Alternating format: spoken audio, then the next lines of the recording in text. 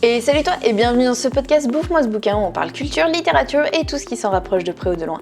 Si tu veux soutenir le podcast, ça se passe sur ma page Tipeee ou Utip et laisse-moi remercier Lady Muse et Olivier qui sponsorisent l'épisode d'aujourd'hui grâce à leurs dons. Avant de commencer le podcast du jour, je voulais te demander un petit coup de pouce. Des épisodes sur l'origine des expressions françaises, on commence à en avoir pas mal sur ma chaîne et c'est vrai que j'ai de plus en plus de mal à trouver un thème. Alors, pour le prochain podcast de cette série, est-ce que tu en aurais un à me proposer ? Non, alors ça ne sert à rien de me le dire à voix haute, je ne t'entends pas, c'est le principe même du podcast, écris-moi ça plutôt en commentaire. Bref, commençons l'épisode du jour maintenant que cette parenthèse est fermée. Aujourd'hui donc, nous allons nous plonger dans les expressions françaises liées au corps humain. Et il y en a tellement que je pense que je te ferai un épisode de 2. Première expression, ne pas avoir froid aux yeux. Alors, ça commence mal parce que l'origine de cette expression est encore un peu floue et on n'est pas bien sûr de savoir d'où elle vient, mais on a quand même une explication qui serait donnée par le linguiste Alain Rey. Au 19e siècle, on a une expression légèrement différente qui existe et qui, elle, est la forme positive. Cette expression, c'est avoir froid à, suivi en fait d'un membre du corps humain. Par exemple, avoir froid aux dents, qui voulait dire avoir faim, et avoir froid aux pieds, qui voulait dire être jaloux. Aucun rapport avec notre expression, pour l'instant, je te l'accorde. À la même époque, une autre expression existait et était utilisée par les brigands, ces bad boys des forêts. Et ces derniers disaient avoir froid pour illustrer le fait que quelqu'un avait les chocottes. Bon, en réalité, l'expression entière, c'était avoir froid au cul. Mais la fin n'était pas toujours utilisée et on comprenait quand même. Comment on est passé du cucu aux yeux ? Eh bien, attention, parce que ça va être très classe ce qui va suivre, comme tu t'en doutes. Certains, en fait, surnomment l'anus l'œil, parce que, bon, j'ai besoin de te faire un dessin. Bref, c'est un autre sujet. Mais voilà comment l'expression avoir froid au cul est devenue ne pas avoir froid aux yeux. Deuxième expression, tirer par les cheveux. Alors là, on va parler violence, mais je pense que tu t'en doutais un petit peu. L'expression est v'la vieille vu qu'elle apparaît au XVIIe siècle. Et là, il faut littéralement que tu te visualises en fait la scène pour comprendre le sens.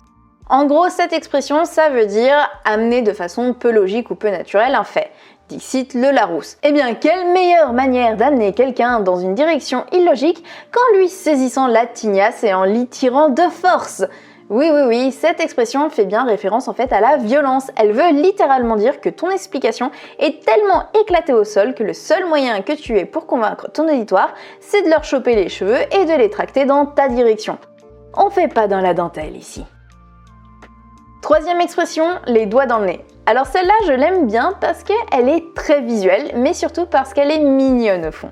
Elle vient tout droit du monde de l'équitation puisque c'est là qu'elle apparaît. Elle fait référence en fait aux jockeys qui, bien trop doués, ne semblent pas avoir besoin de faire le moindre effort pour gagner. En fait, on dit qu'ils sont si doués qu'ils pourraient gagner leur course sans tenir les rênes et simplement en enfonçant leurs doigts dans leur nez.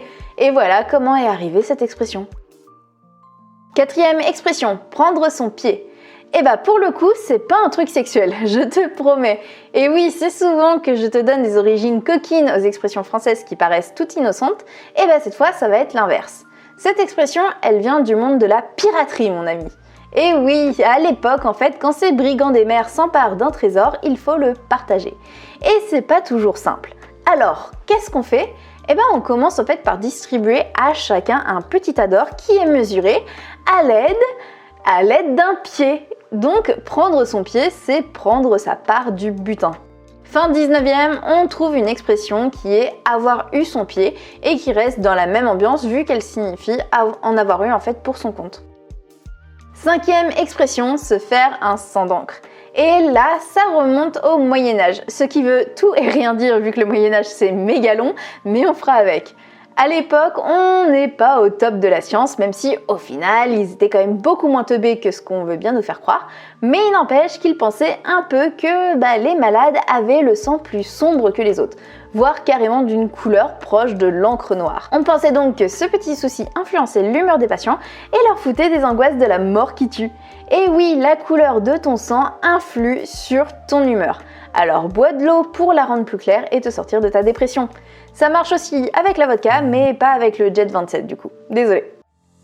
Voilà, c'est tout pour aujourd'hui. J'espère que ce petit épisode t'aura plu. J'avais tellement d'expressions qui étaient super intéressantes que je pouvais pas tout mettre là. Je pense que je vais faire un épisode 2.